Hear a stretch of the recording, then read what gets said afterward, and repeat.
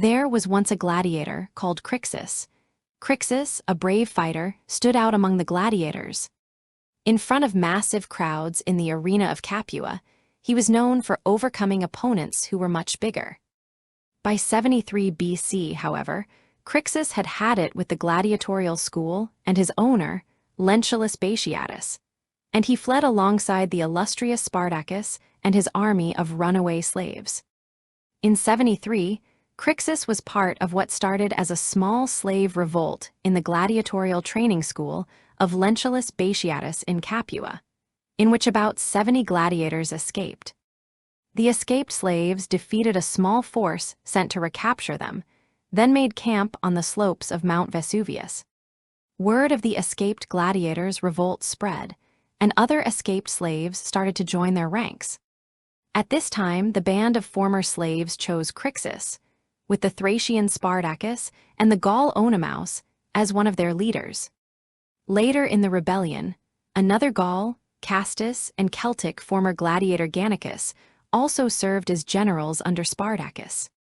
The movement, in the course of what would come to be known as the Third Servile War, witnessed numerous military successes for the escaped slaves. After repelling a small force, the troops set up camp close to Mount Vesuvius.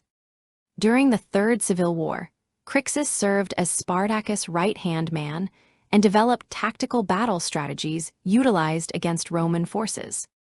Crixus and 30,000 of his supporters broke away from Spartacus in the year 73 BC. They routed the militia forces the Roman Senate sent to put down the insurrection by rappelling down the cliffs of Mount Vesuvius and attacking the Roman camp from behind. With these early successes, thousands of fellow slaves swarmed to their ranks, until their numbers swelled to perhaps as many as 150,000. One hypothesis holds that Crixus and his followers intended to cause havoc in southern Italy because they wanted to exact revenge on the elite. Spartacus and his surviving adherents hoped to reach Gaul and obtain independence. It's also possible that Crixus and Spartacus purposefully parted ways with intentions to reunite later. But that never happened because Crixus was killed in action. The end of Crixus' life marks a significant and tragic moment in the history of the Third Servile War. Crixus separated from Spartacus with a portion of the army, aiming to continue the fight across Italy.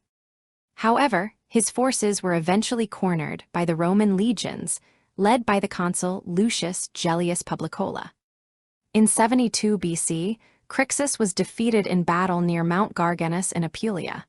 He fought bravely, but he and many of his followers were killed. This defeat was a crucial moment in the war, underscoring the relentless pursuit by Roman forces and the vulnerabilities of the rebel army when divided.